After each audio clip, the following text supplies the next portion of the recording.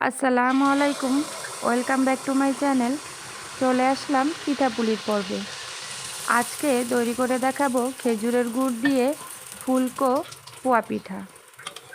যারা পোয়া পিঠা বানাতে বারবার ব্যর্থ হন এবং ফুলকো হয় না, তাদের জন্য সহজভাবে আজকের এই রেসিপিটি শেয়ার করছি। তো আশা করছি এই রেসিপিটি ভালো লাগবে।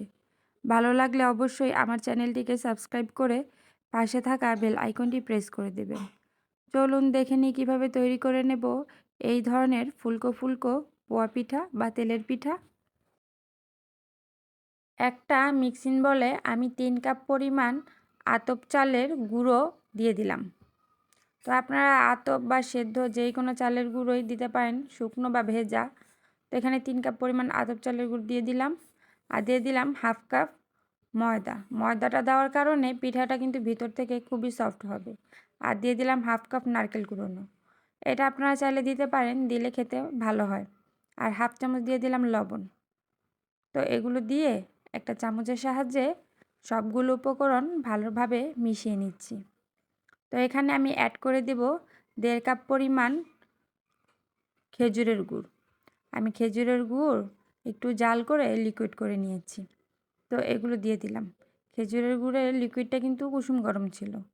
তো এগুলো দিয়ে চামচের সাহায্যে মাখিয়ে নিচ্ছি। তো এগুলো মাখিয়ে নিলাম। এখন আমি হাতের সাহায্যে ভালো করে ডলে ডলে মাখিয়ে নিব এই ব্যাটারটা। আর এখানে অ্যাড করে দিব হাফ কাপেরও কম পানি।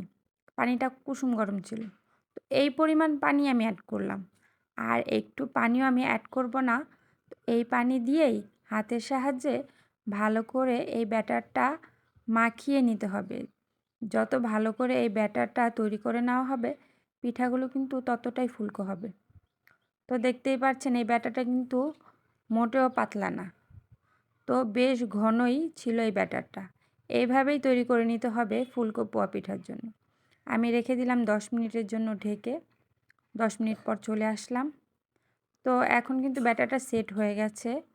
এখন আমি একটা কাপ নিয়ে নেব। আপনারা চাইলে যেই কোনো বাটি, মেজারমেন্ট কাপ যে কোনো একটা কিছু নিয়ে এই পিঠাগুলো তৈরি করে নিতে পারেন। দেখা যায় কাপ দিয়ে তৈরি করলে পিঠাগুলো এক সমান হয়। তো এইভাবে একটা কড়াইতে আমি তেল গরম হতে রেখে দিয়েছিলাম। তেলটা কিন্তু বেশ গরমই ছিল। এখন আমি পিঠাটা দিয়ে দিলাম। তো এখন কিন্তু চুলার আঁচ মিডিয়াম। তো এখন এইভাবে মিডিয়াম আঁচে এই পিঠাটা নাড়াচাড়া দিয়ে আমি ভেজে নেব এপিট ওপিট করে। একটু লাল করে পিঠাগুলোকে আমি ভেজে নেব। তো অবশ্যই দেখতে পাচ্ছেন পিঠাটা কিন্তু বেশ ফুলেছে। তো আমি উল্টিয়ে নিলাম। তো এভাবে একটু নাড়াচাড়া দিয়ে আমি এই পোয়া পিঠাটি ভেজে নিয়েছি। দেখতেই তো পাচ্ছেন খেজুরের গুড়ের কারণে পিঠা কিন্তু উপর থেকে খুবই সুন্দর কালার চলে আসছে। তেলের পিঠার ব্যাটার ঠিক থাকলে তেলের পিঠা তৈরি করা খুব সহজ। তো অবশ্যই দেখতে পাচ্ছেন পিঠার কালারটা কিন্তু খুবই দারুণ হয়েছে এবং পিঠাটা কিন্তু খুবই ফুলকো হয়েছে। তো এইভাবে আমি আরেকটা পিঠা তৈরি করে দেখিয়ে দিচ্ছি। তো এইভাবে ব্যাটার দিয়ে দিলাম। তো এখন কিন্তু চামচের কোনো প্রয়োজন নেই। পিঠাটা দেওয়ার পরে এমনিতেই ফুলে উঠবে। এমনিতে যখন ফুলে উঠবে তো এপিট ওপিট করে নাড়াচাড়া দিয়ে ভেজে নিলেই কিন্তু তৈরি হয়ে যাবে এরকম ফুলকো ফুলকো তেলের পিঠা বা পোয়া পিঠা। তৈরি করে নেওয়া খুবই সহজ। ঝটপট যে কোনো টাইমে এই ধরনের পিঠা তৈরি করে নেওয়া যায়। তো আমি একটা প্লেটে নামিয়ে নিচ্ছি পিঠাগুলো।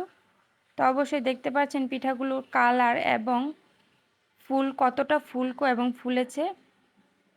তো এখন আমি আপনাদেরকে একটা পিঠা ছিঁড়ে দেখিয়ে দিচ্ছি এই পিঠাগুলো ভিতর থেকে কতটা সফট হয়েছে এবং ফুলকো হয়েছে।